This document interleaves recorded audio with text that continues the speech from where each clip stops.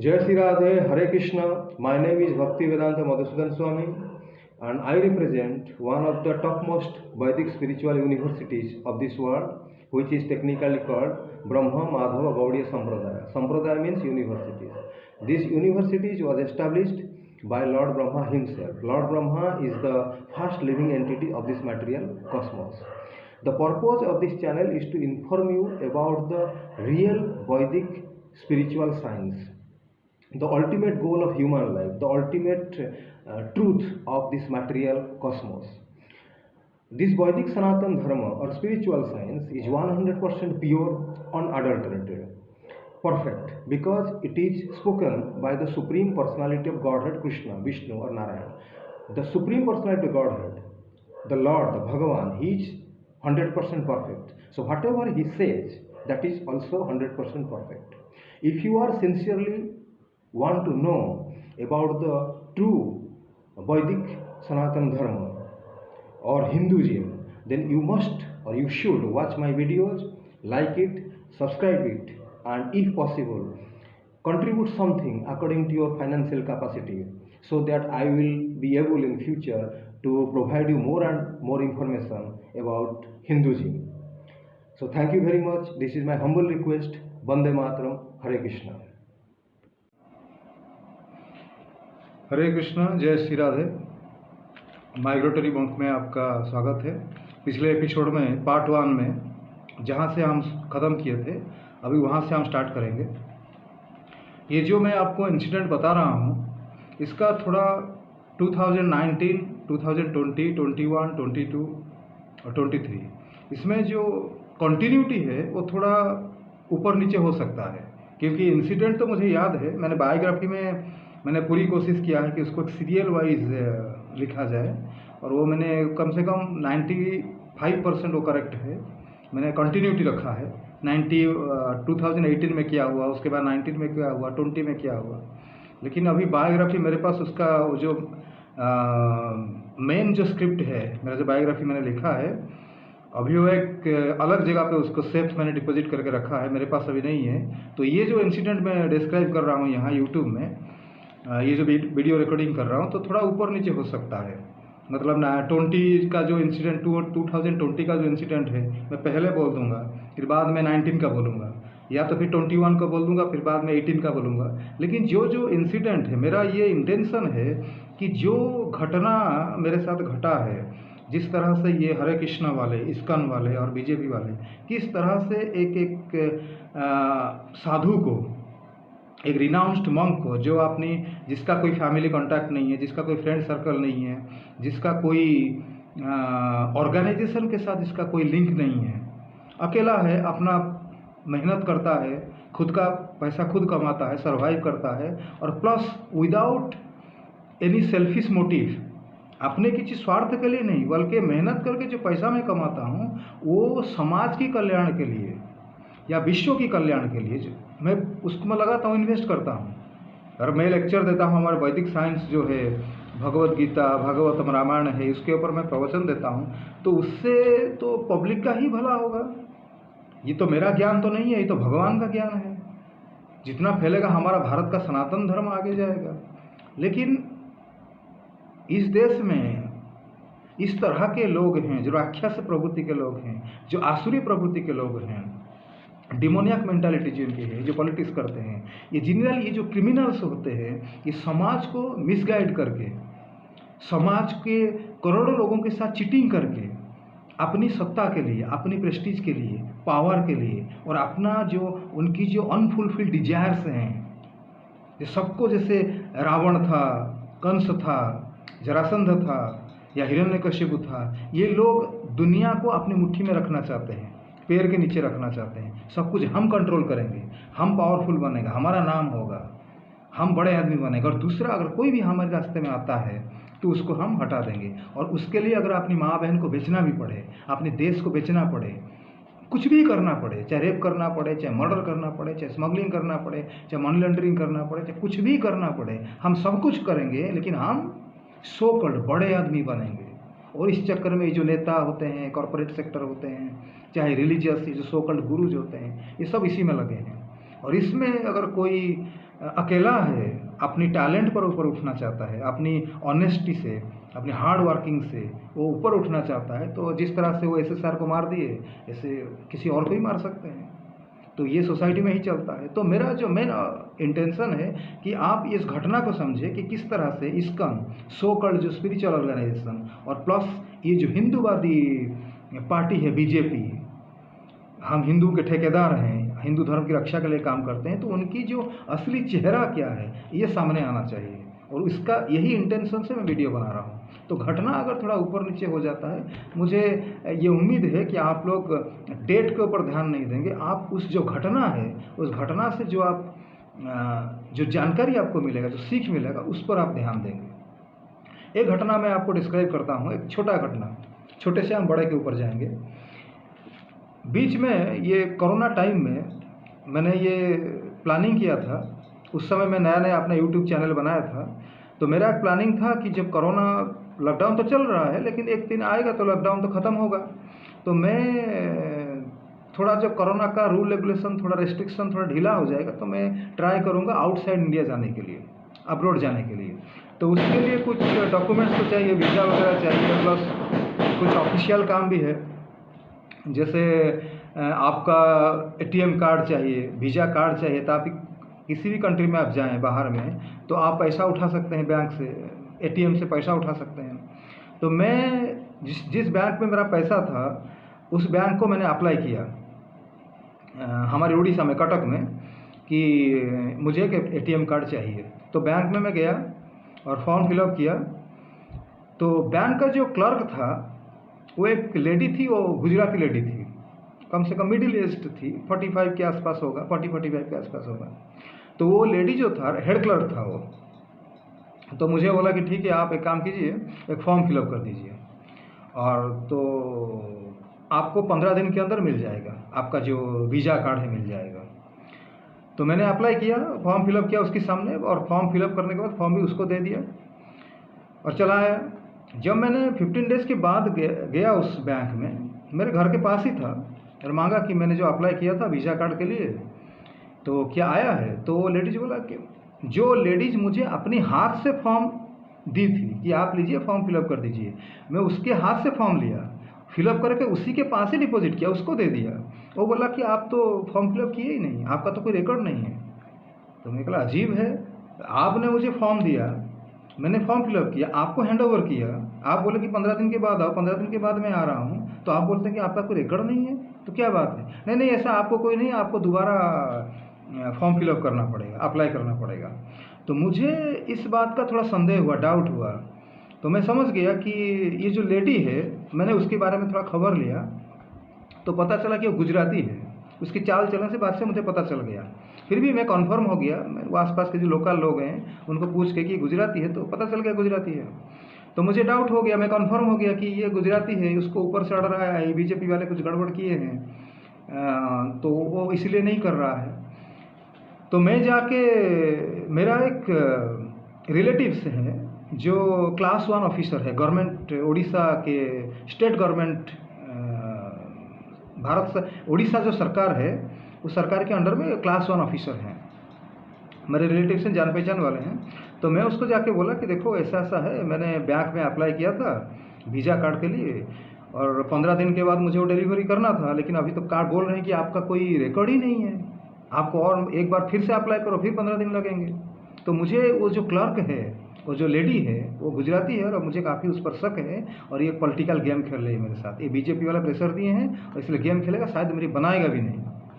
तो मेरा जो रिलेटिव्स था, उसने, उसका जान पहचान था, ये जो बैंक में पैसा रखा, मेरा अकाउंट है, उस बैंक के जो मैनेजर हैं, उनका जो हेड ऑफिस है, हेड ऑफिस का जो उड़ीसा स्टेट की हेड ऑफिस के मैनेजर हैं, उनसे वो फ़ोन लगाया और बोला कि तुम एक काम करो, मुझे बोला कि तुम जाके उनसे मिलो और वो आपका तुम्हारा काम कर देंगे। तो मैं जाके उस बैंक का मैनेजर को मिला। फिर मैनेजर जो है, उनका हेड, जो उस एरिया का हमारा सिटी का हेड है, तो उन्होंने जो ब्रांच था जहाँ मेरा अकाउंट था, उस ब्रांच मैनेजर को फ़ोन किया। वो भी एक लेडी थी कि देखिए हमारा एक आदमी है जान पहचान वाला, उन्होंने ऐसे अप्लाई किया था वीज़ा कार्ड के लिए, अभी तक उनको मिला नहीं, तो आप उसको कीजिए उनके लिए। तो फिर मैंने रिटर्न आया, मेरा जो बैंक में जो अकाउंट है, तो मैनेजर से मिला, तो ऑफिस से, मैनेजर ऑफिस से मिला, तो मैंने उनको सारी बात बता दिया कि मैंने पहले अप्लाई किया था और मिला नहीं, 15 दिन चला गया, और ये जो आपका लेडी हैं, क्लर्क हैं, वो बोल रहे हैं कि फिर आप अप्लाई करो, फिर 15 दिन लगेगा। तो मुझे वो बोले कि ठीक है, आप चिंता मत कीजिए, आप एक बार फिर से अप्लाई कर दीजिए और 15 दिन के बाद आइए और मैं आपकी हाथ से, अपने हाथ से आपको वो कार्ड दे दूँगा। आपको किसी के पास जाने की ज़रूरत नहीं है, आप मेरे ऑफिस में आइए, ऑफिस से लेके चले जाइए। तो फिर मैंने अप्लाई किया, वो बैंक मैनेजर ही मुझे फॉर्म ला के दी, वो लेडी थी, मुझे फॉर्म ला के दी, मैं उसके सामने फॉर्म फिलअप किया, उनको हैंड ओवर कर दिया। और 15 दिन के बाद मैं जब गया तो मुझे पता चला, फिर वो मैनेजर बोला कि हमने कार्ड आ गया आपका, और मैं कार्ड को आपके घर के एड्रेस में भेज दिया हूँ। तो मैंने फ़ोन किया जो मेरे रिलेटिव्स थे कि क्या एड्रेस आ गया है, मेरा कार्ड आ गया? तो कहा हाँ, कार्ड आ गया आपका। तो उसी दिन इवनिंग में जाके मैंने अपना कार्ड ले लिया। अगर कहने का मतलब है, अगर मेरा कोई रिलेटिव्स जान पहचान नहीं होता, मेरा एक रिलेटिव्स था, वो गवर्नमेंट में पावरफुल ऑफिसर हैं, इसलिए एक फ़ोन किए, पूरा एकदम मैनेजर को फ़ोन किए, ब्रांच मैनेजर को फ़ोन कर दिया, तो मेरा काम हो गया। अगर ऐसा कुछ नहीं होता, मेरा रिलेटिव्स नहीं होता, तब तो मैं शायद, वो लेडी जो है, वो गुजराती लेडी जो हेड क्लर्क था, वो तो मुझे ऐसे घुमा घुमा के वो काम करता ही नहीं है। तो ये एक इंसिडेंट हुआ। ये कोरोना जब लॉकडाउन चालू था, उसी समय ये घटना घटी। अच्छा, इसी बीच से मैंने एक बार ऋषिकेश भी गया था। ऋषिकेश में एक आश्रम में रहा। वो आश्रम जो शंकराचार्य संप्रदाय के जो लोग हैं, उनका आश्रम में था। और वो आश्रम का एक जो बूढ़ा आदमी था, उसका कैरेक्टर कुछ ऐसा था, वो आश्रम में जो भी रहते थे उनको मेंटली और फिजिकली वो टॉर्चर करता था। और वो आश्रम जो ऋषिकेश में बहुत फेमस है। तो मुझे जो भी हो, मुझे वो अलाउ किया रहने के लिए। रहने के बाद में धीरे धीरे मुझे पता चला आसपास के लोगों से, आश्रम में जो दूसरे लोग रहते थे, कि ये बूढ़ा आदमी जो है, ये आश्रम में किसी को एक्चुअली रखने नहीं देता है। उसका बड़ा भाई, उसका फादर जो है, वो आश्रम के वो सन्यासी थे। उस बूढ़े, अभी जो प्रेजेंट इंचार्ज है, कोरोना के टाइम में 2021 की बात कर रहा हूँ, उस जो बूढ़ा आदमी था, उसका पिताजी एक सन्यासी थे। उन्होंने आश्रम बनाया था, आश्रम चलता था। लेकिन बाद में उनका पिताजी का जब डेथ हो गया, तो ये उनका बेटा जो इंचार्ज बन गया, आश्रम का महंत बन गया। और धीरे धीरे वो सबको शायद टॉर्चर किया होगा, सब आश्रम छोड़ के चले गए। आश्रम बिल्कुल खाली था, 1-2 लड़के रहते थे वहाँ। और मुझे भी अलाउ किया, मैं रहा। लेकिन 2 दिन के बाद उसका जो असली चेहरा है उस बूढ़ा आदमी का, वो फिर वो अपनी रंग में आ गया। वो फिर मुझसे तरह बदतमीजी से बात करना, मिसबिहेव करना, आपको हर तरह का जो तकलीफ देना। आश्रम में रहेंगे तो कभी आप बाहर गए हैं, आश्रम का टाइम है कि आप 8 बजे के अंदर आ जाइए इवनिंग में, तो टाइम है आश्रम का। लेकिन कभी कभी मान लीजिए आपका 5 मिनट भी लेट हो गया, 10 मिनट लेट हो गया, तो बूढ़ा ताला मार देगा, या 8 बजे से पहले ही ताला मार देगा। तो आप आके आश्रम के बाहर खड़े रहेंगे, फिर गेट खोलने वाला कोई नहीं होगा। और अगर आप 7:30 में भी आ जाएंगे तो बूढ़ा गेट नहीं खोलेगा कभी कभी। फिर जाओ, उसको फ़ोन करो, इसको फ़ोन करो, उसको फ़ोन करो, कोई आके बहुत देर के बाद गेट खोलेगा तो बूढ़ा उल्टा हमको गाली देगा कि तुम क्यों लेट में आए। वो ये नहीं सुनेगा कि मैं 7:30 में आया हूँ। आश्रम का नियम है 8 बजे गेट बंद होता है, मैं 7:30 में आया हूँ, फिर भी आश्रम का गेट लॉक है। तो बाद में वो भी मुझे टॉर्चर किया और वहाँ रहने नहीं दिया। तो मैं तो जानता हूँ, आपको पहले कह चुका हूँ, ये सब बूढ़े का भी जो इस्कन भाई जो बीजेपी वाले थे, और ऋषिकेश एरिया में तो बीजेपी वाले का पावर होता है, सभी उनके रहते हैं लोग। तो उन्होंने उस बूढ़ा के माइंड वॉश करके उसको ही ये सब ट्रेनिंग देके करवा रहे थे। फिर बाद में मजबूरी होकर मैं आश्रम छोड़ के चला गया। बाद में मैं कोरोना जो लॉकडाउन थोड़ा सा ढीला हुआ, रिस्ट्रिक्शन, मैं नेपाल भी गया था। नेपाल में एक होटल में मुझे योगा सिखाने के लिए मिला था, ऑफ़र मिला था। बातचीत से मुझे वो जॉब मिल गया था कि जो नेपाल में जनरल जो फॉरेनर्स आते हैं उनको योगा सिखाना है। और बाकी होटल का जो काम है, योगा तो मॉर्निंग आवर में होता है, 10 बजे के अंदर आपका क्लास ख़त्म हो गया। बाद में होटल का भी कुछ मैनेजमेंट में आपको मैनेजमेंट का काम करना है, तो मैं करता था नेपाल में। लेकिन वहाँ भी बीजेपी के, जिस दिन मैंने होटल में ज्वाइन किया उसकी 2 दिन के बाद ये बीजेपी का एजेंट पहुँच गए और बाकायदा सब कुछ ओपन करते हैं। वो आपको पता है कि ये बीजेपी एजेंट आया है, ये आपके अगेंस्ट में र्यूमर क्रिएट करेगा और मिसगाइड करेगा सबका। ये होटल के जो मैनेजर हैं उसका माइंड वॉश करके वो आपको निकालेगा। आपको जानते हैं, लेकिन प्रॉब्लम ये है कि आपकी आंखों के सामने सब कुछ होगा, लेकिन आपका एविडेंस क्या है आपके पास। मान लीजिए 2 आदमी आए हैं, एक लड़का लड़की आए थे, यंग 40 साल का एक आदमी था, आया था, उसके साथ एक लड़की भी थी। तो मैं तो समझ गया ये दोनों आए हैं, जिस होटल का मैं इंचार्ज था उसी होटल में आकर रहे, तो उनका एक्टिविटीज़ तो हमारे समझ में आ जाता है। लेकिन आप ऐसा पुलिस स्टेशन में प्रूव कैसे करेंगे। जो भी हो, और वो मैंने काम किया नेपाल में, लेकिन करीब करीब 1 महीना भी कंप्लीट नहीं हुआ था और मैनेजर के साथ मेरा झगड़ा हो गया और मुझे वो नौकरी छोड़ना पड़ा। लेकिन फिर बाद में वो मैनेजर फिजिकली मुझे पूरा अटैक किया, मेरा पैसा भी नहीं दे रहा था। और मैं नेपाल में पुलिस स्टेशन में गया, FIR दर्ज किया। फिर पुलिस वाले मुझे एम्बासी भेजे, इंडिया का जो एम्बासी है, कि वो एम्बासी में आप इन्फॉर्म कीजिए कि ऐसा ऐसा घटना हुआ है कि आपके साथ, क्योंकि कल अगर आपके साथ कोई फिजिकली अटैक करते हैं, कुछ ज़्यादा कोई सिचुएशन ख़राब होता है, तो कम से कम एम्बासी आपको सपोर्ट करेगा। तो मैं गया और नेपाल में जो इंडिया का एम्बासी है वहाँ भी मैंने एप्लीकेशन दिया और प्लस उनको इन्फॉर्म भी कर दिया ऐसा ऐसा घटना हुआ है। तो बोले कि ठीक है, हम ऑफिस में नेपाल के जो नेपाल ये काठमांडू शहर में है, तो काठमांडू शहर का जो नेपाल पुलिस स्टेशन है, हम उनको फ़ोन कर देते हैं, आपका काम हो जाएगा। तो वहाँ से वो शायद फ़ोन किए होंगे, मुझे पता नहीं। लेकिन नेपाल पुलिस जो है वो मेरे साथ कोऑपरेशन किया और वो जो मालिक मेरे काम के जितना दिन में काम किया, 20-25 दिन का पैसा नहीं दे रहा था, वो पैसा भी दिया। फिर मैंने वो नेपाल छोड़ के चला आया और इस बीच में वो मैनेजर के साथ मेरा हाथापाई भी हो गया, मारामारी भी हो गया। और सिर्फ इसी वजह से कि इन लोगों ने, ये बीजेपी वालों ने एजेंट भेज के, ये बीजेपी गवर्नमेंट ये सब झगड़ा वो करवाया था। 100% इसमें कोई कन्फ्यूजन, कोई डाउट मेरे नहीं है। ये तो सब कुछ खुले ओपन होता है ये सब।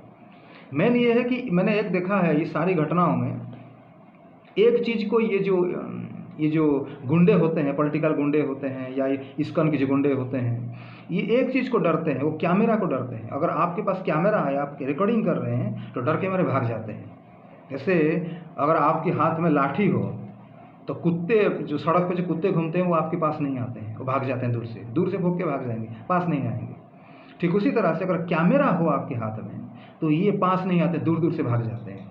बाकी अगर उनको पता चलता है कि ऐसा कुछ कैमरा नहीं है, उसके पास रिकॉर्डिंग नहीं हो रहा है, तो फिर ओपनली वो आपको गाली देते हैं या कुछ ऐसे उठपटांग हरकत करते हैं जिससे आपका कोई नुकसान हो।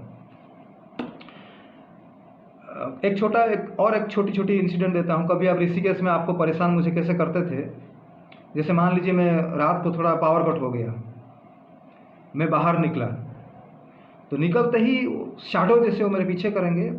और क्योंकि जब मैं ऋषिकेश में रहता था तो पर्टिकुलर टाइम में मैं डिनर खाने के लिए एक आश्रम में जाता था और लंच खाने के लिए एक दूसरे आश्रम में जाता था। तो लंच का और डिनर का साधु संत जो है, ऋषिकेश में जो साधुओं का भंडारा होता है, साधु लोग फ्री में खाते हैं, तो उसका एक पर्टिकुलर टाइमिंग होता है। लंच का टाइम था मान लीजिए 11 से 12 के अंदर, 1 घंटे के अंदर, और डिनर का टाइम है 7:30 to 8:30। तो आप तो उसी टाइम से ही आप निकलेंगे हिसाब करके। 7:30 से डिनर है तो घर तो आप 7 बजे निकलेंगे, तो टाइमिंग पक्का है, फिक्स्ड है। तो जब कई बार मैंने देखा है कि जब किसी गली में आप गुजर रहे हैं, मैंने कई बार मुझे जो बुल होते हैं ना, सांड होते हैं, कई बार मुझे अटैक किए हैं बेल से, सांड से। क्योंकि ये हरे कृष्ण, इसमें इस्कॉन का भी हाथ है और बीजेपी का हाथ है। वो जिस रास्ते से मैं गुजरता था, रोज डेली का रास्ता है जो, तो उसमें से एक गली आ रहा है, मान लीजिए गली आ रहा है, टर्निंग पॉइंट है, अब मोड़ के यू टर्न है, आप मोड़ करके जाएंगे। तो टर्निंग पॉइंट में जो दूसरा साइड, जो अपोजिट साइड है, वो जनरली दिखता नहीं, आप सीधा जा रहे हैं, इमीडिएटली यू टर्न करना है, तो आपको उस साइड के आप दिखेगा नहीं, सडनली आपको दिखेगा नहीं, पूरा आपको टर्न करना पड़ेगा। तो टर्न में ही कोई वो मारने वाला कोई सांड हो या बेल हो, उसको रखते थे, और जैसे ही मैं जाता था उसको छोड़ देते मेरे सामने। कम से कम 2-3 बार ये घटना मेरे साथ हुआ है और मैंने बाल बचा है ये घटने में। और सांड अगर आपको मार भी देगा तो आप मरेंगे कि तो नहीं, लेकिन आप पूरा सीवियरली आप इंज्योर हो जाएंगे, ऐसा हो सकता था। मैंने कई बार ऐसी सिचुएशन से बचा है। और एक घटना का एग्जाम्पल दे रहा हूँ आपको, छोटी छोटी घटना मैं आपको बता रहा हूँ ताकि पता चले कि किस तरह से कॉन्स्पिरेसी होता है। ये मैंने 2022 में, मेरे एक रिलेटिव्स हैं उड़ीसा में, एक गांव में है। उड़ीसा मतलब एक दोनों शहर के बीच में, उड़ीसा का 2 बड़े बड़े सिटी हैं। एक होता है कटक सिटी, जो पुराने जमाने में कैपिटल था वो उड़ीसा का, और एक है भुवनेश्वर सिटी, जो अभी प्रेजेंट कैपिटल है उड़ीसा का, भुवनेश्वर। दोनों सिटी के बीच में एक जगह आता है जो आप उसको टाउन भी नहीं कह सकते, गांव भी नहीं कह सकते, एक अनडेवलप्ड सिटी कह सकते हैं या डेवलप्ड विलेज कह सकते हैं। अभी नया नया डेवलपमेंट हो रहा है वहाँ। तो वहाँ मेरे एक रिलेटिव्स हैं, तो मैंने डिसीजन लिया कि मेरा एक स्पिरिचुअल इंस्टीट्यूशन में बनाऊँ, उस एरिया में, और मेरे रिलेटिव से उनके घर में मैं रह सकता हूँ। मैं मेरी उनको रिलेटिव मतलब मेरे मामा जैसे लगते हैं, वो घर के जो मालिक हैं।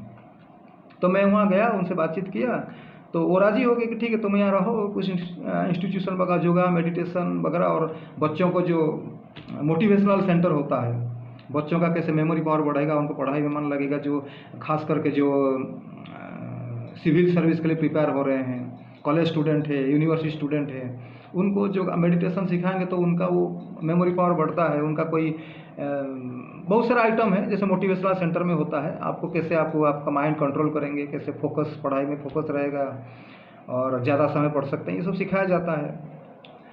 तो वो मैं मोटिवेशनल सेंटर भी वहाँ किया, उसके साथ साथ बच्चों को सिखाते हैं, मार्शल आर्ट वगैरह में सिखाता था, योगा मेडिटेशन भी है, और कुछ प्रवचन वगैरह भी। आप एक मंदिर पास में था तो मेरा आइडिया था कि वहाँ प्रवचन भी देना है। तो एरिया भी अच्छा है, नया डेवलपमेंट हो रहा है, काम हो जाता मेरा इंस्टीट्यूशन। अगर आज स्टार्टिंग करेंगे तो 5 साल में, 4-5 साल में आप एक एस्टेब्लिश हो जाएंगे उस एरिया में। तो जब मैंने वहाँ सिखाना शुरू किया, खासकर मेरे बच्चों को सिखाता था मैं, स्कूल के बच्चों को कराटे सिखाता था मैं। तो वहाँ लड़के भी थे, लड़कियाँ भी थे, उसी लोकेलिटी के।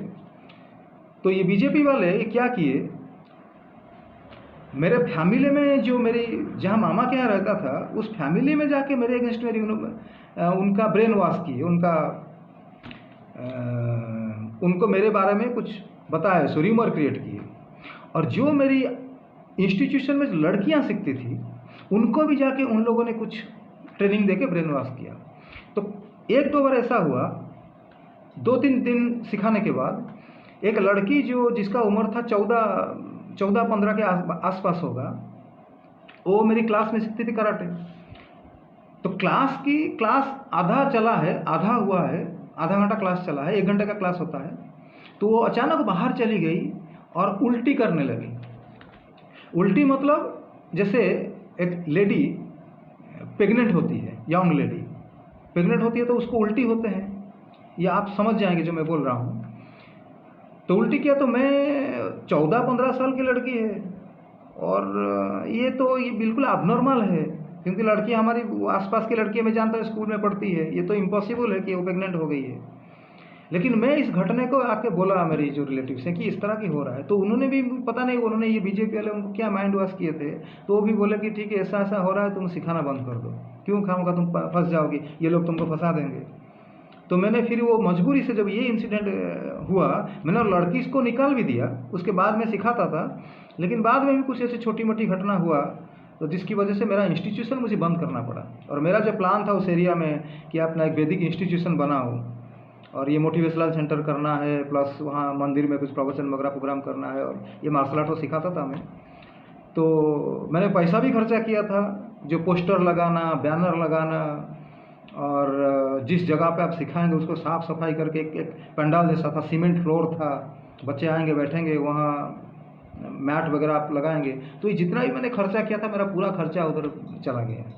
और बाद में मुझे बिल्कुल कम से कम 7-8 दिन में मुझे वो इंस्टीट्यूट बंद करना पड़ा। इस सब जितना भी मैंने एक्टिविटीज़ किया था वहाँ, सब मुझे बंद करना पड़ा, और मैं छोड़ दिया, चला गया। तो नेपाल के बाद फिर मैं रिटर्न आया, इंडिया में आया। 2021 में नेपाल गया था, जो उस समय रेस्ट्रिक्शन, कोरोना का रेस्ट्रिक्शन बहुत कम हो गया था। बाद में जब इंडिया आया तो धीरे धीरे 4-5 के अंदर रेस्ट्रिक्शन बहुत ही ढीला हो गया, कोरोना ढीला हो गया। और उसके बाद भी मैंने जहाँ कम से कम मैं मुंबई आया, रिटर्न आया, मुंबई में कई जगह मैंने पार्ट टाइम जॉब किया। और पार्ट टाइम जॉब कहीं 1 महीना 2 महीना ऐसा करके वो जॉब, सारे जॉब भी बंद हो गए बीजेपी की वजह से। और कई बार मैंने योगा, अलग अलग योगा एजेंसी में मैंने गया, ट्राई किया। 1-2 जगह एजेंसी में मुझे ऑफ़र भी मिला, मैंने कुछ दिन काम भी किया। लेकिन उसके बाद फिर अचानक सडनली वो जो योगा कंपनी था, वो जो मैनेजर थे, वो भी मुझे काम देना बंद कर दिया। फिर मैं समझ गया कि अभी मुंबई में कुछ काम होगा नहीं, ये लोग करने नहीं देंगे, क्योंकि अभी बीजेपी, गवर्नमेंट ही बीजेपी का है। तो मेरे मजबूरी हो गई, मैं उड़ीसा गया।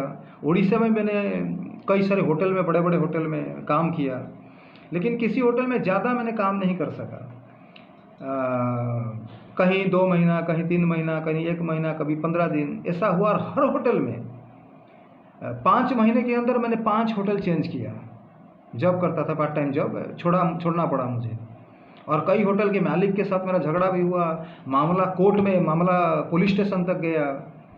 और कई लोग मुझे जो होटल का मालिक जो थे ठीक टाइम से मुझे पेमेंट नहीं किए, पैसा नहीं दे रहे थे मेरे काम का। फिर जब पुलिस स्टेशन में जाके एफआईआर देना पड़ा, फिर मालिक आया, उनके साथ झगड़ा भी हुआ, और जब पुलिस इंटरफेयर किया तब जाके मुझे पैसा मिला। और ये इसके बारे में क्या होता है, आपको ये एक टॉर्चर जैसा है, क्योंकि आपको मान लीजिए आपने 1 महीना काम किया, आप जानते हैं कि मुझे 5 तारीख को 10 तारीख को पेमेंट मिल जाएगा, लेकिन अगर वो 5 तारीख को 10 तारीख को पेमेंट नहीं मिलता है, वो आप पुलिस स्टेशन आप जाते हैं, मालिक कहता है आ जाओ, कल आओ, परसों आओ, फिर देता नहीं है, फिर आप इंतज़ार करते हैं, 1 हफ्ते तक इंतज़ार करते हैं, जब वो नहीं देता है तो पुलिस स्टेशन जाते हैं, वहाँ एफआईआर देते हैं, फिर वो मालिक आता है, उसके बाद झगड़ा होता है, फिर मालिक कहता है ठीक है मैं 3-4 दिन के बाद दूंगा, तो आपका तो 15-20 दिन ऐसे ही निकल जाता है। तो ये अननेसेसरी आपका टाइम वेस्ट हुआ। तो इस तरह से क्या आप पैसा नहीं मिलेगा, आप टेंशन में भी रहेंगे। तो ये अगर ये कंटिन्यूसली ऐसा चलेगा, कम से कम 4-5 होटल में ऐसा हुआ, तो वो छोड़ के मैंने फिर मुंबई आया, मुंबई में फिर काम किया, तो मुंबई में भी ऐसा हुआ। तो ये कम से कम आज तक भी, ये 2020 ये वीडियो मैं रिकॉर्डिंग कर रहा हूँ और अभी तक ये सारी चीज़ें चल रहा है। ये आप कहीं भी मान लीजिए, अभी भी मैं मुंबई में अगर किसी योगा एजेंसी में जाऊँ, पेपर में एडवर्टाइज निकलता है, अगर आप जाएंगे कॉन्टैक्ट करेंगे, आप योगा सिखाएंगे, 15 दिन के बाद या एक हफ्ते के बाद फिर ये जो बीजेपी वाले जाके पहुंच जाएंगे, वहाँ के जो मैनेजर है, कंपनी का जो ओनर है, जो काम दे रहा है, उसको कुछ ऐसी बात बोलेंगे, फिर वो काम देना बंद कर देगा, क्योंकि ये लोग पॉलिटिकल लोग हैं, पावर में हैं, और ये जो प्रेशर करते हैं। मान लीजिए कोई योगा एजेंसी मुंबई में है, अपना वो कंपनी चला रहा है योगा का, कंपनी चलाने का जब चलाता है तो वो यहाँ के जो पॉलिटिशियन हैं उनके साथ दुश्मनी तो वो नहीं कर सकता, और एक आदमी के लिए वो अपना कंपनी भी बंद नहीं कर सकता कि नहीं हम इस आदमी को काम देंगे, हम आपकी बात नहीं सुनेंगे। ऐसा तो नहीं हो सकता, क्योंकि ये पॉलिटिकल लोग हैं, पावरफुल, अभी इनके हाथ में सरकार है, ये कुछ भी कर सकते हैं, उसकी कंपनी ही बंद हो जाएगा, तो जाहिर है वो मुझे काम नहीं देगा। तो अभी ये पोजीशन में मैं हूँ। और एक इंसिडेंट आपको बता रहा हूँ।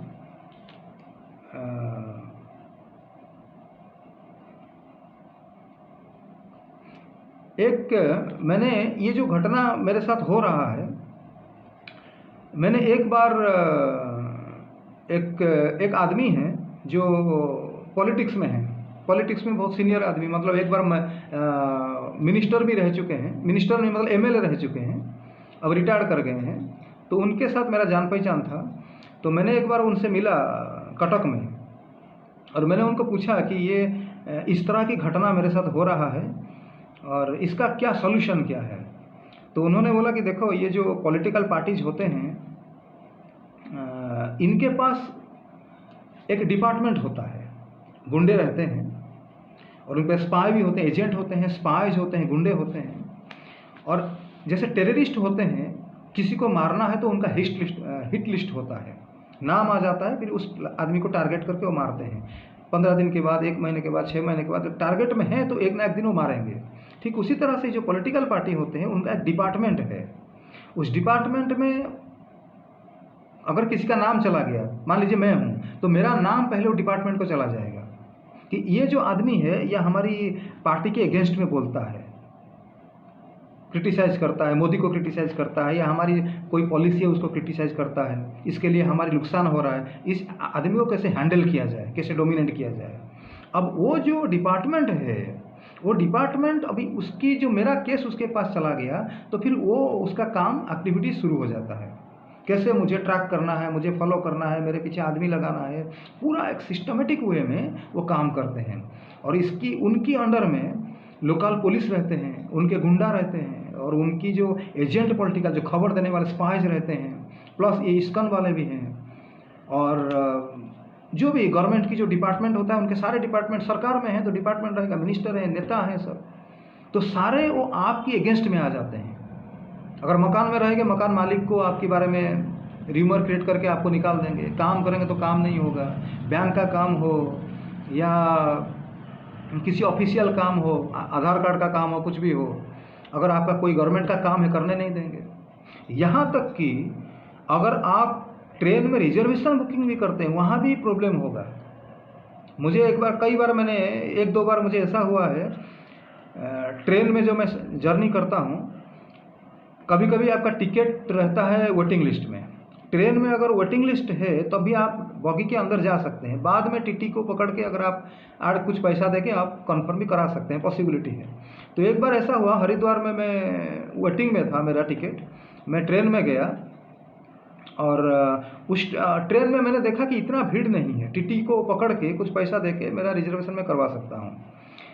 लेकिन जैसे ही मैंने ट्रेन में एंट्री किया, उनको खबर था, ये जो बीजेपी वाले हैं, कि इस किसी तरह से उनको खबर हो जाता है कि ये इस तारीख को ट्रेन में जा रहा है, हरिद्वार से कहीं जा रहा है, दिल्ली जा रहा है कि उड़ीसा आ रहा है। तो जिस डब्बा में मैं एंट्री किया, उस डब्बा में पहले से ही कुछ ऐसे लोग थे, बीजेपी वाले पहले टिकट करके थे या कैसा थे मुझे मालूम नहीं। 2-3 आदमी आके मुझे पूरा झगड़ा करने के लिए आ गए मेरे साथ कि आप इस डब्बे में एंट्री नहीं कर सकते। तो मैं बोला कि मेरे पास तो वोटिंग का टिकट है, कम से वोटिंग का टिकट जो बाहर भी खड़ा रहे बैठ भी सकता है, जो सीट वाला आएगा तो वो तो उठ जाएगा, लेकिन जो सीट वाला कोई नहीं आए तो सीट पे बैठ भी सकता है, ऐसे परमिशन लेकर पूछ के कि मैं यहाँ में बैठ सकता हूँ। ऐसा तो नहीं कि वेटिंग नहीं है तो ट्रेन से नहीं, ट्रेन के अंदर नहीं जा सकता। लेकिन बहुत झगड़ा हुआ और बात पूरा मारामारी तक गया। लेकिन बाद में फिर एक आदमी आ गया, वो रेलवे पुलिस नहीं है, सिविल आदमी, थोड़ा पढ़ा लिखा जैसा लगता था, कोई डॉक्टर है, वो आ गया। फिर बोला क्या हुआ, मैं बोला कि ऐसा झगड़ा हो रहा है। बोला ठीक है कोई बात नहीं, बैठो यहाँ। तो जहाँ तक मैं समझता हूँ वो जो आदमी आया वही एजेंट है बीजेपी का, और उसी ने ही ये सब सेटिंग किया था, सेटअप किया था। अगर मैं उस आदमी के साथ मतलब और हाथापाई तक बात गया, अगर मैं डर के मारे उतर जाता तो उनका काम हो जाता, क्योंकि किसी तरह से उनको तो आपको टॉर्चर करना है, मेंटली आपको फिजिकली टॉर्चर करना है। आप टिकट किए हैं, ट्रेन में अंदर एंट्री किए, लेकिन झगड़ा हुआ, आप ट्रेन से निकल गए या किसी दूसरे बगी में गए, तो आपको तो परेशानी हुआ, मेंटली टॉर्चर हुआ, मेंटल टेंशन। एक आदमी आपको झगड़ा करने के लिए, मारने के लिए आ रहा है, तो वो भी आपको गाली देगा, आप भी आपको गाली देंगे, तो टेंशन तो होता है आपका, ये एक टॉर्चर जैसी बात है। तो आधा घंटा झगड़ा होने के बाद फिर वो आदमी आ गया कि ठीक है आप ही रहो।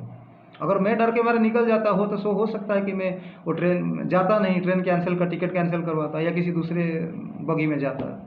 ये सब अननेसेसरी जो प्रॉब्लम क्रिएट होता है, इस तरह से वो करते हैं।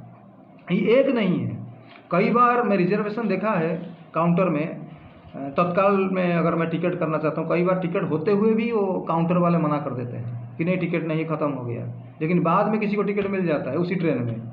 ये बैंगलोर में एक बार हुआ है, हरिद्वार में एक बार मेरे साथ हुआ है कि मुझे जब तत्काल के लिए मैंने गया काउंटर में, तो मुझे मना किया कि नहीं टिकट नहीं है, ख़त्म हो गया है। लेकिन उसी ट्रेन में कोई दूसरा आदमी जब किया वही टिकट, उसी मतलब आज ये थ्री टायर एसी में करते हैं, तो मुझे मना किया कि थ्री टायर एसी में उसी ट्रेन में टिकट नहीं है। लेकिन मेरे पीछे वाला जो आदमी गया उसी ट्रेन में थ्री टायर में, उसको तत्काल में उनका कन्फर्म हो गया।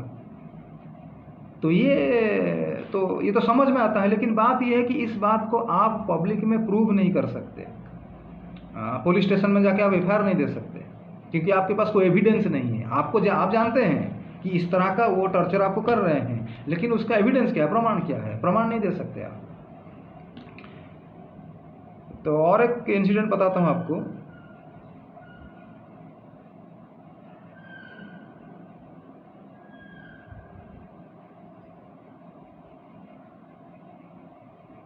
हरे कृष्णा। एक बार मैं, हमारी जो परमानेंट रेसिडेंस है उड़ीसा का कटक सिटी में, जिस एरिया में मैं रहता हूँ, हमारा घर है वहाँ 2018 में मैंने अपना एक योगा और कराटे इंस्टीट्यूशन स्टार्ट किया।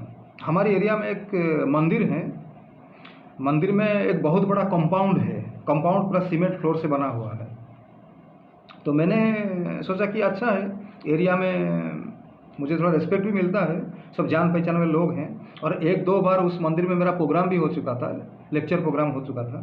तो मैं सोचा कि ठीक है, इसमें मंदिर है और मंदिर के वातावरण थोड़ा शुद्ध रहता है, पवित्र रहता है, और भक्त लोग, सब श्रद्धालु लोग आते हैं जो भगवान के प्रति जिनका विश्वास, वही मंदिर में आते हैं। तो यहाँ योगा मेडिटेशन का इंस्टीट्यूशन मैं खोलूँगा, क्योंकि हमारा एरिया है और मंदिर के जो एडमिनिस्ट्रेटिव है वो परमिशन वहाँ से मिल जाएगा। और प्लस बच्चों को, स्कूल के बच्चे में जूडो कराटे भी मैं सिखाऊंगा, प्लस योगा वगैरह सिखाऊंगा, और बाकी प्रवचन तो चलता ही मेरा, तो जो बुलाते हैं प्रवचन देता हूँ। तो कराटे मैंने चालू किया सिखाना मॉर्निंग में, और इवनिंग में कभी कोई योगा सिखाता था। सिर्फ 1 हफ्ता 1 वीक सिखाने के बाद एक दिन मैं सुबह आया तो देखा कि हम जिस पंडाल पर, मंदिर के अंदर जिस सीमेंट फ्लोर जो कंपाउंड है, ग्राउंड फ्लोर है, जहाँ मैं सिखाता हूँ, वहाँ कम से कम 3-4 जगह में कोई आदमी टट्टी किया है, पैखाना किए हैं और मिट्टी फिट्टी गिरा हुआ है, कचड़ा हुआ है मंदिर के अंदर। तो मैं जाके मंदिर के पुजारी से बात किया कि ऐसा क्या हुआ है, ये हुआ। तो पुजारी जो है मंदिर का, वो भी जिस तरह से बात किया मुझसे, उसकी बातों से और ये इंसिडेंट से दोनों जो मिला है, मैं समझा कि ये जो बीजेपी वाले हैं, ये किसी तरह से प्लानिंग, जिस दिन से मैंने स्टार्ट किया योगा सिखाना, कराटे सिखाना प्रोग्राम, उसी दिन से उनका प्रॉपर एक प्लान बनी है, कॉन्स्पिरेसी बना है, और ये पुजारी उनके साथ मिला हुआ है। क्योंकि बिना पुजारी के मदद से, हेल्प से, कोई भी इस तरह से मंदिर में आके टट्टी नहीं कर सकता। पायखाना आप मंदिर के अंदर जो ग्राउंड फ्लोर है सीमेंट का बना हुआ है, और सब रात में उसको धो के साफ करते हैं, और मंदिर के अंदर कोई आदमी आके टट्टी कैसे करेगा? जब तक उस मंदिर का जो मैनेजमेंट है, वो पुजारी है, उनके अंदर कोई बहुत बड़ी साजिश ना हो, कॉन्स्पिरेसी ना हो, इस तरह का काम तो हो नहीं सकता। क्योंकि मंदिर का गेट में ताला पड़ लग जाता है, मंदिर 9 बजे तक खुला रहता है, 8:30-9 बजे तक सब निकल जाते हैं, तो मंदिर में ताला लग जाता है, कोई एंट्री नहीं कर सकता। तो इस तरह का काम कौन करेगा? 2-3 जगह टट्टी किया है। तो जब मैंने देखा कि सुबह जो पुजारी भी उल्ट पटांग थोड़ा बात कर रहा है, बात को घुमा रहा है, और मेरी समझ में आ गया कि ये बीजेपी वाले, ये जो मंदिर का जो पुजारी है, ये दोनों मिल के ये सब काम कर रहे हैं। फिर मैंने भी उस जगह पे तो सिखाना वो बंद कर दिया। मतलब एक पैसा खर्चा करके, एरिया में पोस्टर लगा के और परमिशन ला के, बच्चों को इकट्ठा करके, कौन कौन सीखेंगे, बच्चों का फॉर्म फिलअप होता है, एडमिशन होता है, फिर बच्चे सीखते हैं। तो एक इंस्टीट्यूशन बनाने से पहले से तैयारी करनी पड़ती है, और बनाने के बाद जो वो चालू हो जाता है, और चालू होने की अगर 7 दिन पहले, 1 हफ्ते के पहले, 10 दिन के अंदर वो बंद हो जाता है, कितना फाइनेंशियल भी लॉस होता है। तो वो भी मेरा इंस्टीट्यूशन अपनी ही लोकेलिटी में मेरा बंद हो गया था। और मेरे जो फ्रेंड सर्कल थे, उन्होंने भी कुछ किया नहीं, क्योंकि पैसा दे के आप किसी को भी खरीद सकते हो, और पॉलिटिकल माफिया हैं, वो एक्सपर्ट होते हैं इस सब काम में। तो मेरा वहाँ बंद हो गया। एक बहुत इम्पोर्टेंट बात मैं यहाँ बोलने जा रहा हूँ, जो सबसे ज़्यादा कहा जाए तो बहुत, जितने घटना घटी, छोटी बड़ी घटना घट गई, इस तरह से घट रही है आज तक 2020 में, आज भी ये जब मैं ये वीडियो बना रहा हूँ, तो ये तो घटना चालू है। मैं तो उनके टारगेट में हूँ, डेली कुछ ना कुछ करते हैं। अभी भी मैं जिस आश्रम में हूँ, वहाँ भी रोज़ कुछ ना कुछ होता रहता है। उनका मेन है कि आपको जैसे मेंटली और फिजिकली टॉर्चर भी करते हैं, मारने की भी कोशिश करते हैं कई जगह पर। और उनका और एक जो मेजर उनका जो हथियार है, इंस्ट्रूमेंट है, आपको हर जगह अपमान देने की कोशिश करते हैं। मतलब किसी आदमी को जो पैसा देते हैं कि जाके उसको गाली दो, कोई आदमी यहाँ से आपको झगड़ा करता है, गाली देता है। जैसे गंगोत्री में एक बार किए थे, साधुओं का भंडारा होता है, और सभी लाइन करके बैठते हैं, साधु लोग भंडारा खाते हैं। मैं जहाँ बैठा था, एक बूढ़ा आदमी बैठा था, जो गंगोत्री में कम से कम 30-35 साल रह चुका है। सबको 200 रुपया मिलता था, सबको एक आदमी आ रहा था, बांट रहा था सब। तो सबको मिला, मुझे भी 200 रुपया मिला, उसको भी 200 रुपया मिला। जब खाना भोजन खत्म हुआ, तो जब सब उठ के खड़े होते हैं, साधु जाते हैं हाथ धोने के लिए, तो बूढ़ा आदमी जो मेरे बाजू में बैठा था, उसने बोला कि मैंने पैसा यहाँ रखा था, मतलब मैं बैठा हूँ, वो बैठा है, हमारे पैर के बीच में रखा था वो पैसा। तो बोला कि मैं पैर के बीच में पैसा रखा था, मेरा पैसा कहीं लगेगा। जो भी आदमी अगर पैसा देता है, तो हम उसको पैसा लेते हैं, धोती में बांध देते हैं, जेब में डाल देते हैं। वो बूढ़ा एक नंबर का कंजूस आदमी था, वो 35 साल से गंगोत्री में रहता है। पैसा मिलते ही वो पूरा उसको बांध के, पोटली बांध के कमर में बांध देते हैं। वो गांव के लोग हैं, वो अनपढ़ लोग होते हैं, वो साधु बन के रहते हैं वहाँ। तो वो बोला कि मैं पैर के नीचे रखा था। तो मेरे पैर के नीचे क्यों रखेगा कोई पैसा? वो 200 रुपया मिलेगा, 200 रुपये का नोट, वो जो भिखारी किस्म के जो साधु होते हैं, जो लो क्लास साधु होते हैं, वो थोड़ी मेरे पैर के नीचे पैसा रखेगा। लेकिन उसने बोला कि मैंने पैसा रखा है, और कोई ले गया, और कोई ले गया, और इतने लोग बैठे हैं लाइन करके, जो भीड़ होता है, बहुत सारे लोग बैठते हैं, किसी ने देखा नहीं उसने कब लिया, कब रखा और कब गया। तो मैं बैठा था, तो मैंने कुछ कहा नहीं, चुपचाप उठ के मैं चला गया। लेकिन वो ऐसे चिल्लाता रहा, मेरा पैसा कौन ले गया, मेरा पैसा कौन ले गया। फिर जो पैसा बांट रहा था जो आदमी, वो बोला कि ठीक है हम आपको फिर 200 रुपया देते हैं। वो पहले से सेटिंग था कि नहीं मुझे मालूम नहीं, लेकिन उसने फिर उसको 200 रुपया दिया। और बाद में वो साधु, मैंने जितने दिन गंगोत्री में रहा, कम से कम 3-4 महीना रहा, हमेशा उनका काम ये था कि मुझे सबके सामने अपमान देना था, मेरा अपमान करना था। तो काम तो हो गया। मेरे ऊपर चोरी का सबको ज़ोर ज़ोर से बोला मेरा पैसा किसने ले गया, पैसा किसने ले गया, क्योंकि मैं ही बैठा हूँ वहाँ। तो लोग सब देखने लगे, तो उनका काम हो गया कि हाँ अब इसके ऊपर शक आ गया।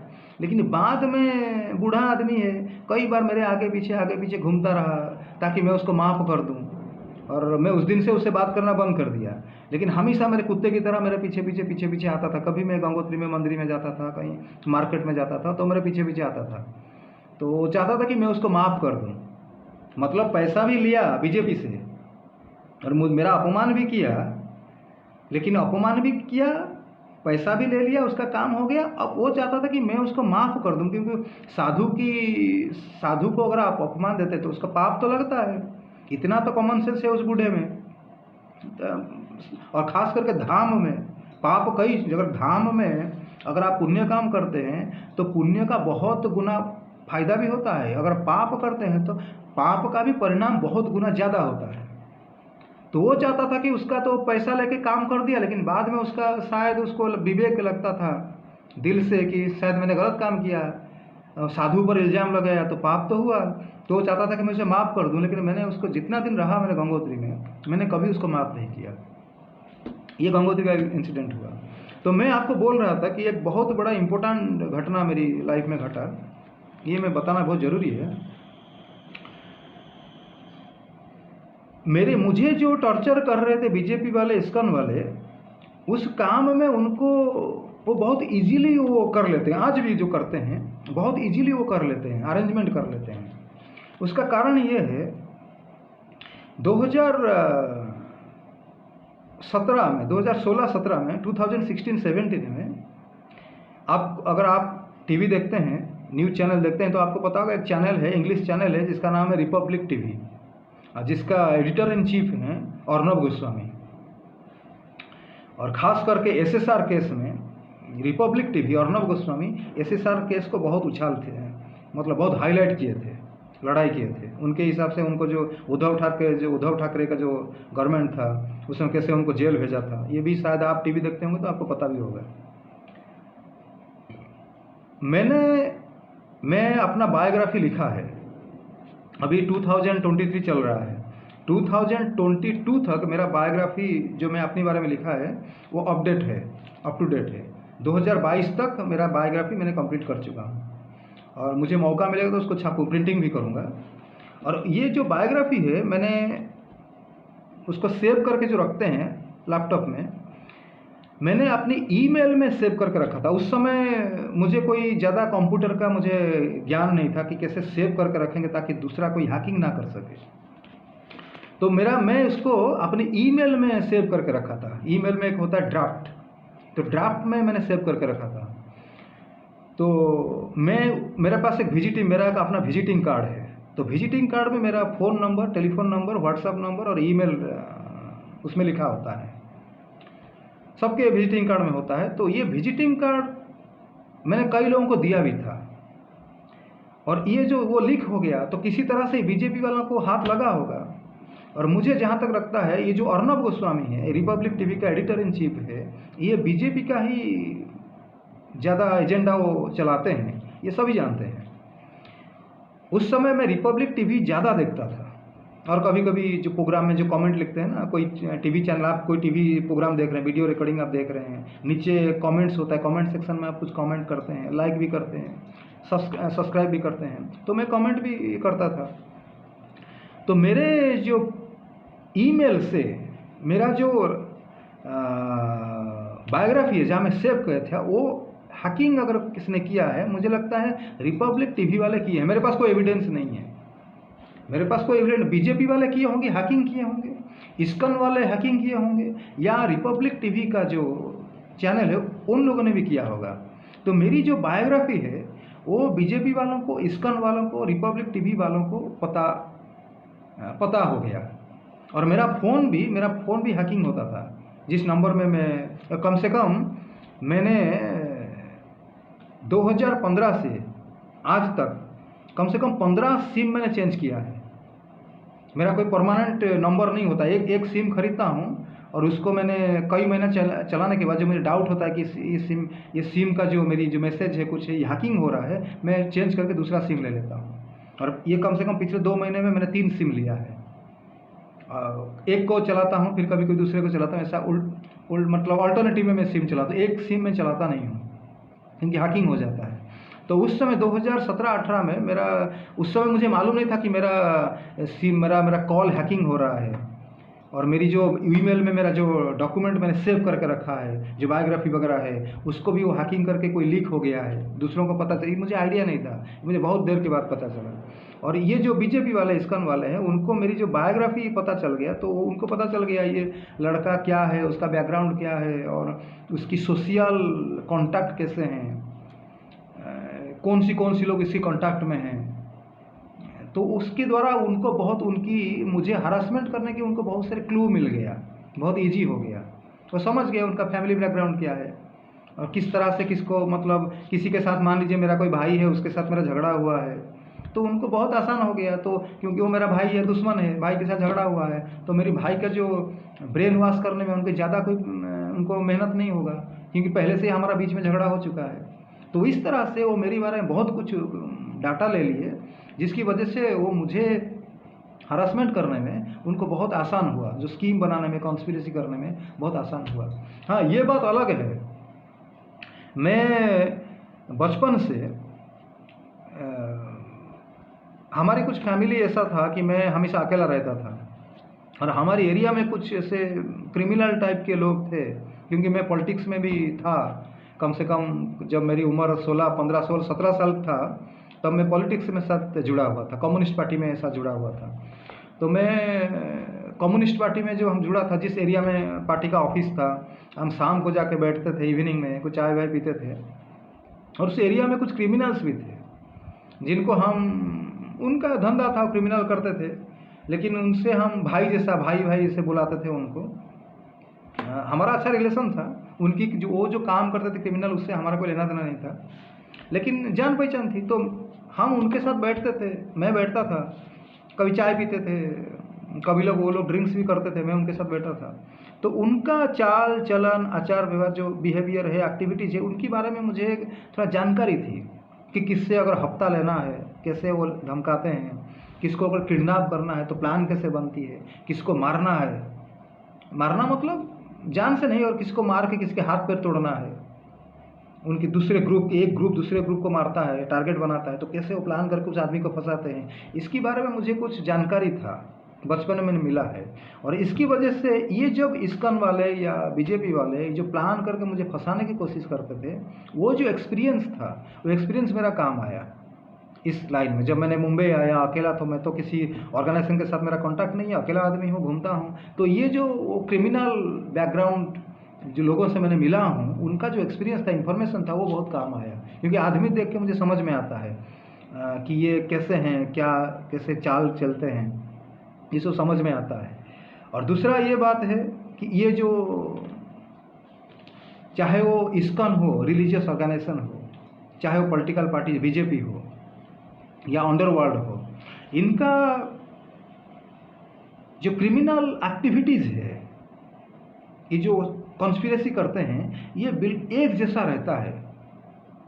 ये माफिया जो हैं, उनको जो प्लानिंग करते हैं, चाहे रिलीजियस ऑर्गेनाइजेशन हो, पॉलिटिकल पार्टीज हो या अंडरवर्ल्ड हो, उनका प्लानिंग एक जैसा रहता है। और उसमें से एक बहुत बड़ा मेजर फैक्टर जो है, अगर किसी को वो मारना चाहते हैं, किसी को वो मिसगाइड करना चाहते हैं, किसी को वो टेंशन देना चाहते हैं, उसका काम बिगाड़ना चाहते हैं, तो उन्हीं का ही एजेंट, पॉलिटिकल पार्टी का हो या इस्कॉन का हो, आपके साथ, अब मुझे मान लीजिए मेरा कोई नुकसान करना चाहते हैं, तो उनका ही आदमी आएगा, मेरे साथ फ्रेंडशिप करेगा। आपसे, महाराज आप कैसे हैं, आश्रम में आएगा, बात करेगा, मैं आपसे कुछ जानना चाहता हूँ, ये गीता के ऊपर कुछ, गीता के बारे में कुछ बताइए, कुछ प्रवचन दीजिए, कुछ मुझे ज्ञान दीजिए, ऐसा आके आपसे मिलेगा, बात करेगा, डोनेशन भी, आपको कुछ पैसा भी देगा। इस तरह से रिलेशन बनाएगा, और रिलेशन बनाने के बाद आपकी डाटा वो कलेक्ट करेगा। बात में पूछे, महाराज अभी तो आप तो अभी मुंबई में हैं, ऐसा अभी फिर यहाँ से आगे आपका क्या प्लान है? अगर आप थोड़ा सा बात में आपको इतना आप सावधानी नहीं है, बात आप बोल देंगे, नहीं अभी मुंबई के बाद मैं जा रहा हूँ, थोड़ा दिल्ली जा रहा हूँ, काम है, अगले महीने जा रहा हूँ, अभी 15 दिन के बाद टिकट करूँगा, जाऊँगा, तो आप बोल गया, तो आप अगर मुंह से निकल गया, तो उसको पता चल गया कि दिल्ली जा रहा है, वो समझ लेता है। फिर उसी हिसाब से फिर आप दिल्ली जाएंगे तो ट्रेन का टिकट करेंगे, दिल्ली में कहाँ जाएंगे वो पहले से वो आइडिया हो जाता है उनको, क्योंकि आपकी एक्टिविटीज़ जो है वो शैडो की तरह फॉलो करते हैं। तो जानने के बाद फिर वो अपनी जो कॉन्स्पिरेसी है, वो षड्यंत्र है, वो बनाते हैं। फिर आपको ट्रेन में झगड़ा होगा, टिकट करने में डिले करेंगे। जहाँ आप दिल्ली में जा रहे हैं अगर उनको पता चले कि दिल्ली में जा रहा है तो दिल्ली के स्टेशन के आसपास कौन सा आश्रम है, जरूर ये उस आश्रम में जाएगा, तो पहले से वो जाल बिछा के रखते हैं। जैसे ही आश्रम में जाएगा, आश्रम के साथ आपका अच्छा रिलेशन है, लेकिन आप जाके पहुँच जाएंगे, आश्रम वाला आपको मना करेंगे, नहीं हमारा अभी जगह नहीं है, आप रुक नहीं सकते, तो आपका काम बिगाड़ दिए वो। तो इस तरह से आपको फ्रेंडशिप आपके साथ करके, आपको डाटा लेके आपको परेशानी करेंगे। और मेरे बायोग्राफी का जो मैंने जो लिख के रखा था जीमेल में, तो वो जो हैकिंग हुआ, वो चाहे कोई भी किया हो, बीजेपी वाले किए हों या रिपब्लिक टीवी वाले किए हों या तो इस्कन वाले किए हों, इसकी वजह से उनका जो पूरा डाटा मेरे बारे में उनको मिल गया, तो उनका काम बहुत आसान हो गया। लेकिन भगवान की कृपा है, थोड़ा मुझे भी एक्सपीरियंस है, मैं बच गया। लेकिन कम से कम मुझे 4-5 बार जान से मारने की भी उनका प्लानिंग वो अटेम्प्ट किए हैं। एक बार किए थे विष्णुप्रयाग में, और रात को 9 बजे मैं विष्णुप्रयाग मंदिर में था, रात को 9 बजे मैं बेड़िया बिस्तर भाग के पहाड़ के ऊपर चढ़ाई करके, 2-2.5 किलोमीटर 3 किलोमीटर का पहाड़ है, ऊपर एकदम तीखा चढ़ाई करेंगे। आप जो जानते हैं जोशीमठ कभी कोई गए हैं, जोशीमठ ऊपर होता है, विष्णुप्रयाग नीचे होता है। ऊपर से नीचे जाने से भी हालत ख़राब हो जाता है। पहाड़ में आप पूरा नीचे जाएंगे, पैर में दर्द हो जाता है, घुटनों में दर्द होता है, और नीचे से ऊपर आना तो बहुत मुश्किल है, और पूरा आपका हालत ख़राब हो जाएगा। लेकिन रात को 9 बजे मुझे अपना बेडिंग बिस्तर बढ़िया बिस्तर लेके मुझे पूरा रात को 9 बजे मुझे वो मंदिर छोड़ के छुपके से भागना पड़ा था विष्णुप्रयाग से। तो वहाँ क्योंकि मेरे विष्णुप्रयाग मेरे रूम में कभी कभी सांप छोड़ देते थे, प्रॉब्लम करते थे, और वहाँ से मैंने एक बार मुझे मारने की कोशिश किए थे। और एक बार बैंगलोर में, जो मैंने आपको बताया, बेंगलोर में जैसे मॉर्निंग वॉक करता था, मॉर्निंग वॉक इवनिंग वॉक करता था, उस समय भी ट्राई किए थे। और बाद में कई बार ऋषिकेश में 1-2 बार मुझे ट्राई किए हैं, तो अकेले में कुछ पिटाई किया जाए और उसका पर आटा के फिजिकली कुछ हार्म किया जाए, ऐसे 3-4 बार मुझे मारने की कोशिश की है उन लोगों ने। लेकिन भगवान की कृपा है, मैं बचा हूँ अभी तक। तो ये वीडियो मैं ज़्यादा लंबा नहीं करूँगा, बहुत सारी चीज़ें हैं, कई सारी चीज़ें, क्योंकि बहुत सारी इतने कॉम्प्लिकेटेड सिचुएशन है कि आप किसी चीज़ को ठीक से आप डिस्क्राइब नहीं कर सकते। ये तो मैंने जितना भी आपको बताया, ये 2 पहले एक एपिसोड गया, ये दूसरा रिकॉर्डिंग में कर रहा हूँ, ये मैंने जितना भी आपको बताया ये 20% है, क्योंकि वो रोज़ उनका प्लानिंग चलता है, रोज़ करते हैं। क्योंकि बॉम्बे में 2010 से 2010 से 2018 तक 2018 तक, ये जो 7-8 साल है, उसमें बहुत सारे घटना हैं। लेकिन उस समय मुझे ये पता नहीं था कि मेरे पीछे इतने सारे ये जो पॉलिटिकल ऑर्गेनाइजेशन है, बीजेपी है, इस्कॉन वाले, ये एक सिस्टमेटिक वे में एक कॉन्स्पिरेसी थ्योरी बना के वो मुझे मेरी कैरियर को, मेरी लाइफ को डिस्ट्रॉय करना चाहते हैं, मुझे परेशान करना चाहते हैं, मुझे मुंबई से भगा देना चाहते हैं। ये मुझे इतना पता नहीं था, पता चलते 2017-18 मुझे पता चला। तो बीच का जो 7-8 साल है, मैंने जो इंसिडेंट मुझे याद था, करीब 70-80% मुझे याद है, वो मैंने अपनी बायोग्राफी में लिखा। लेकिन उसको इस तरह के टीवी जो यूट्यूब चैनल में बोलना, ये बहुत लंबा हो जाएगा और सारे चीज़ों को आप ठीक से समझा भी नहीं पाएंगे। लेकिन जब भी मेरी बायोग्राफी का जो बुक प्रिंट होगा, उसमें मैं ठीक से, कोई पढ़ेगा तो वो समझ जाएगा कि चीज़ें क्या हैं, बहुत सारी चीज़ें हैं। तो ये कुछ मेन पॉइंट था, मैंने आपको बताया। तो कोई अगर, क्योंकि ऐसा नहीं कि मैं कोई एक स्पिरिचुअल प्रैक्टिशनर हूँ, आध्यात्मिक साधक हूँ, मेरे साथ ऐसा हुआ, SSR के साथ ऐसा हुआ, उसको तो पूरा मार ही दिया। मुंबई में कितने मर्डर हुआ है, कितने लोग ऐसे मारते हैं, तो इंडिया में तो हर जगह कितने लोग मर जाते हैं, मैं अभी तक जिंदा हूँ, ये बहुत बड़ी बात है। तो ये जो पॉलिटिशियन है, इस्कॉन वाले ऐसे करते हैं, पॉलिटिशियन ऐसे करते हैं, अंडरवर्ल्ड ऐसा करता है। लेकिन ये जो रिलीजियस लोग हैं, हरिद्वार में, ऋषिकेश में, वृंदावन में, गंगोत्री में, जैसे मैंने गंगोत्री का एग्जाम्पल दिया, गंगोत्री में वो मंदिर का जो मेन मंदिर है, जितने पुजारी हैं, ब्राह्मण पूजा करते, सारे के सारे मेरे अगेंस्ट में थे। जितने दिन मैंने गंगोत्री रहा, कभी भी वो पुजारी पूजा करने के बाद पूजा का जो जल है सबके ऊपर छिड़कते हैं, पूजा में दर्शनार्थी जो होते हैं, उसने कभी मेरे ऊपर पानी नहीं गिरने दिया, भगवान का पानी हमेशा अवॉइड करता था। और कभी कभी मिसबिहेव भी करते हैं वो लोग, उल्टे सीधे बात करते हैं। तो इस तरह से ये जो religious so called religious organization है और ये जो साधु बने हुए हैं, ये लोग भी ये बिल्कुल वही काम करते हैं जो पॉलिटिकल गुंडे लोग जो करते हैं और जो अंडरवर्ल्ड काम करता है। उनका काम करने का मोडस ऑपरेंडी जो है वो बिल्कुल सेम है। और ये एक बात और भी मैं बताना चाहूँगा, एक नॉवेल है, बुक है, शेरलॉक होम्स, डिटेक्टिव नॉवेल है शेरलॉक होम्स। जो थोड़ा पढ़े लिखे होंगे अगर आप होंगे तो आपको पता चलेगा, क्राइम स्टोरीज हैं। एक किताब होता है शेरलॉक होम्स का, क्राइम स्टोरी, फिल्म भी, इंग्लिश फिल्म, हॉलीवुड फिल्म भी है शेरलॉक होम्स का। तो मैंने वो शेरलॉक होम का जो क्राइम स्टोरीज है करीब करीब सभी पढ़ा है। तो उसमें मुझे बहुत कुछ जानकारी मिला कि क्राइम कैसे की जाती है, कैसे इनडायरेक्टली किसी को मर्डर करना हो, चोरी करना हो, बैंक रॉबरी करना हो, कैसे वो इनडायरेक्टली वो प्लानिंग किया जाता है, वेरी सटल वे में किया जाता है। तो वो मैंने काफ़ी पढ़ा है और मुझे एक्सपीरियंस है। और एक ताज्जुब की बात है, आपकी जानकारी के लिए मैं बता देता हूँ, ये जो हमारी इंडिया के इंडिया के नहीं, हर जगह, मैं इंडिया की बात बोल रहा हूँ, ये जो भी पॉलिटिशियन होते हैं और ये जो इस्कॉन जैसे बड़े बड़े ऑर्गेनाइजेशन होते हैं, ये उसी जो क्राइम है, क्राइम स्टोरी जो शेरलॉक होम की स्टोरी में आता है, नॉवेल में आता है, कभी कभी फिल्मों में दिखाया जाता है, ये बिल्कुल एग्जैक्टली वही करते हैं। फॉर एग्जाम्पल एक फिल्म का एग्जाम्पल मैं आपको देखता हूँ। एक फिल्म है सरकार पार्ट 2 में आप देखेंगे, जो सरकार है उसके 2 बेटे हैं। एक बेटा है शंकर, वो सरकार के साथ में रहता है, अच्छा बेटा है, और दूसरा एक बेटा है जो सरकार के अगेंस्ट पार्टी उनके साथ मिला हुआ है। तो जो अगेंस्ट पार्टी है वो सरकार के बेटे को ही उसका माइंड वॉश करके उसको सरकार को मारने के लिए उसकी घर में भेजते हैं। मतलब बेटे के द्वारा बाप को मर्डर करने की कोशिश करते हैं। ये अगर कोई फिल्म देखेगा तो समझ जाएगा। अपनी फैमिली में डिस्टर्बेंस करके फैमिली मेंबर को ही लगाते हैं ताकि वो मार दिया जाए। और मुझे मारना है तो मेरे छोटे भाई को लगा देंगे, मेरे भाई को ही मेरे अगेंस्ट में माइंड वॉश करके लगाते हैं, मेरा भाई मेरा मर्डर कर देगा। ये ऐसा होता है।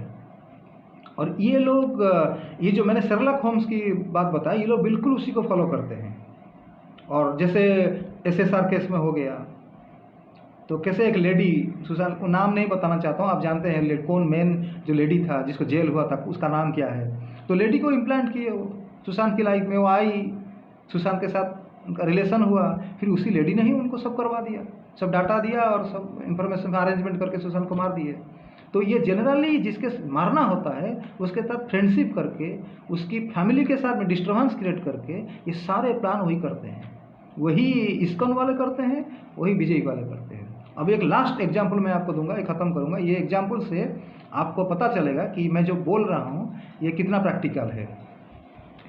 ये इस्कॉन की स्टोरी है, कहानी है, रियल स्टोरी है, मर्डर केस है।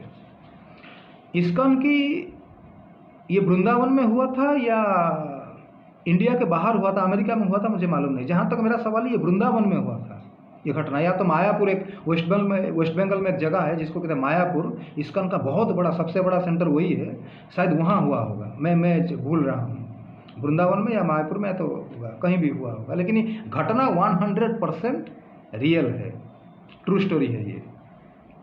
एक डिवोटी थे इस्कॉन के, वो सीनियर डिवोटी थे और बहुत ऑनेस्ट थे और भक्ति में बहुत, स्पिरिचुअल साधना में बहुत बढ़े चढ़े थे। और जनरली ऐसा होता है, जो लोग ऑनेस्ट होते हैं उनको कोई पसंद नहीं करता। पॉलिटिक्स में भी अगर कोई ऑनेस्ट आदमी है, पार्टी में रहता है, सच बोलता है, तो दूसरे लोग पसंद नहीं करते हैं।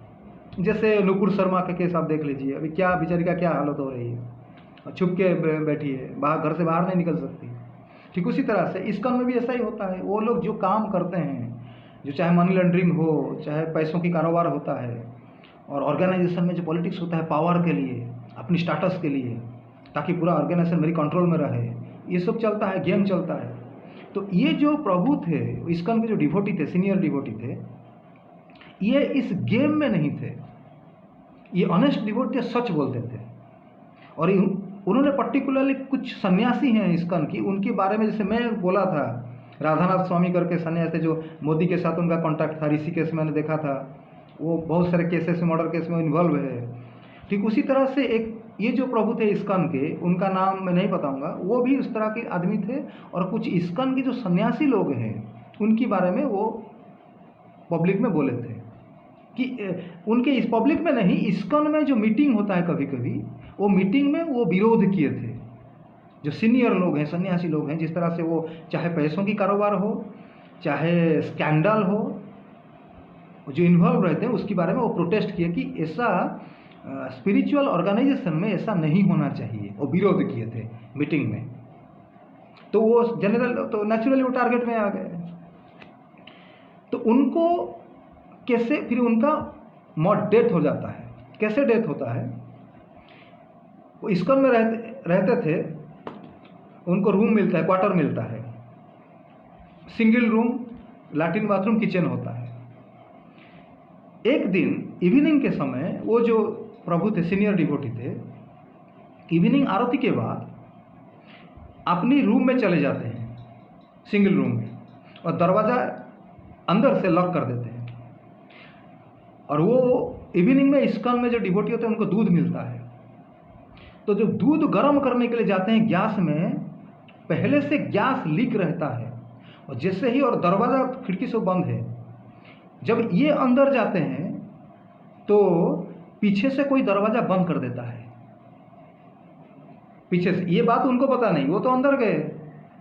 जैसे ही दूध गर्म करने के लिए गैस का माचिस लगाया, मारा, तो पूरा गैस जो है घर में एकदम से जल गया।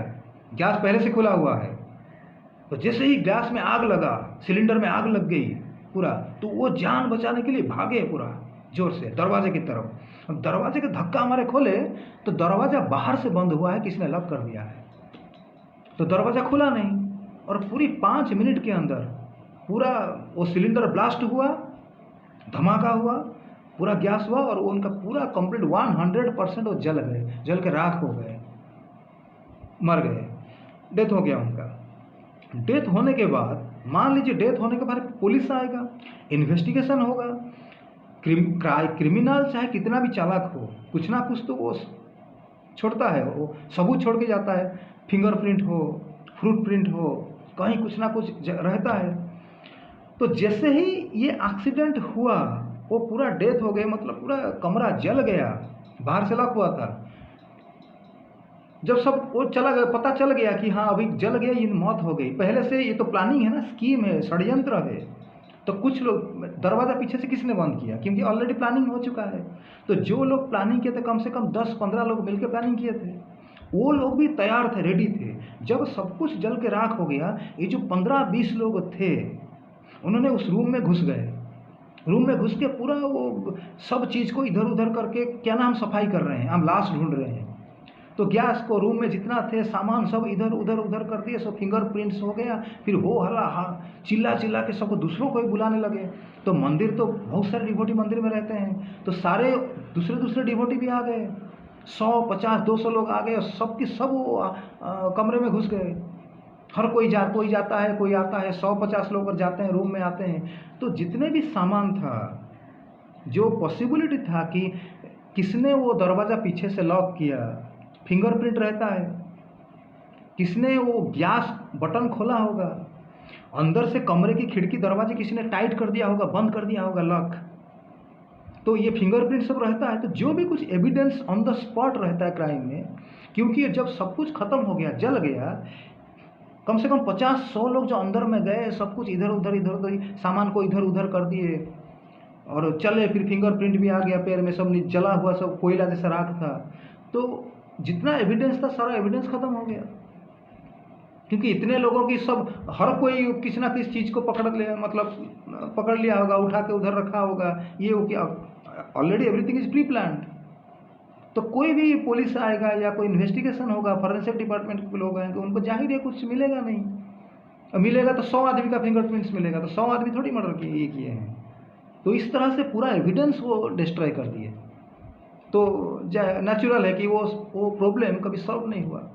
मतलब एक आदमी को मंदिर के कंपाउंड के अंदर जब वो एंट्री करता है अपने रूम में, तो माचिस लगाता है, गैस फटता है, जल जाते वो आदमी, और वो चिल्ला के जब बाहर आता है, दरवाज़ा खोलने की कोशिश करता है तो बाहर से दरवाज़ा लॉक हो जाता है, और जैसे ही सब कुछ जल के राख हो जाता है तो 50-100 आदमी चिल्ला चिल्ला के उस रूम में एंट्री कर जाते हैं और सारे चीज़ को इधर उधर कर देते हैं। तो जो भी फिंगरप्रिंट था ये था सब नष्ट हो जाता है, और इन्वेस्टिगेशन होता है तो कुछ मिलता नहीं है, क्योंकि किसी के अगेंस्ट में कुछ नहीं मिलेगा। क्या होगा ना, वो एक्सीडेंट हो गया, बाई चांस कुछ गैस खोल गया होगा, एक्सीडेंट हो गया, एक्सीडेंट जस्ट एक नॉर्मल एक्सीडेंट, तो सब कुछ मामला रफा दफा हो जाता है, किसी के अगेंस्ट में कोई केस नहीं होता।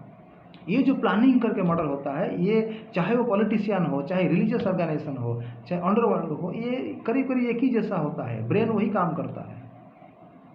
तो मेरा रिक्वेस्ट है कि ये चैनल जो देख रहे हैं, कोई यंग लड़का है, अगर कोई साधु बनना चाहते हैं और उनका इच्छा है कि हम हरिद्वार जाएंगे, ऋषिकेश जाएंगे, वृंदावन जाएंगे, साधु बनेंगे, आश्रम में रहेंगे, तो मेरे भाई बहन, आज की तारीख में ये जो वीडियो में रिकॉर्डिंग कर रहा हूँ, मैं एक सन्यासी हूँ और मैं 20-25 साल का मुझे एक्टिव एक्सपीरियंस है, मैं इसी फील्ड में हूँ और आगे भी अभी तो रहूँगा। कोई साधु, कोई सो कॉल्ड साधु, आश्रम का महंत, आश्रम वाले, कोई आपका भला नहीं चाहता है। हर कोई चाहता है, कोई साधु हो, कोई महंत हो, कोई सन्यासी हो, हर कोई चाहता है कि मेरा अपना करोड़ों की पैसा मैं कहाँ से कमाऊं, लेके आऊं, कितने कम समय में, मेरा अपना जमीन हो, मेरा अपना आश्रम हो, बड़ा सा बिल्डिंग में मैं राजा महाराजा की तरह रहूं, मेरे लाखों शिष्य हों और मैं कभी अमेरिका, कभी लंदन, कभी ऑस्ट्रेलिया, कभी जापान, ये दुनिया में घूमता रहूं, ऐशो आराम की ज़िंदगी चाहूं, ये बिताता रहूं और सब मेरे अंडर में रहे और मेरी गुलामी करे, जैसे एक नेता सोचता है। आज की तारीख में जो पॉलिटिशियन जैसे सोचते हैं, ये जो साधु संत रिलीजियस फील्ड, ये भी एग्जैक्टली वही है। कोई थोड़ा सा ज़्यादा है, कोई थोड़ा सा कम है, लेकिन हर कोई इसी चक्कर में रहते हैं। आश्रम बनाना है और लिव लाइक ए किंग, करोड़ों की कमाई करनी है, बड़े बड़े नेता, पॉलिटिशियन, इंडस्ट्रियलिस्ट, उनको जाल में फंसाना है, फंसा के अपना एक साम्राज्य विस्तार करना है। ये हर कोई चाहता है। कोई भी आज की डेट में 99% ये सो कॉल्ड साधु आश्रम ये फ्रॉड हैं, चीटर्स हैं। कोई आपका भला नहीं चाहता, कोई आपको सही ज्ञान देगा भी नहीं।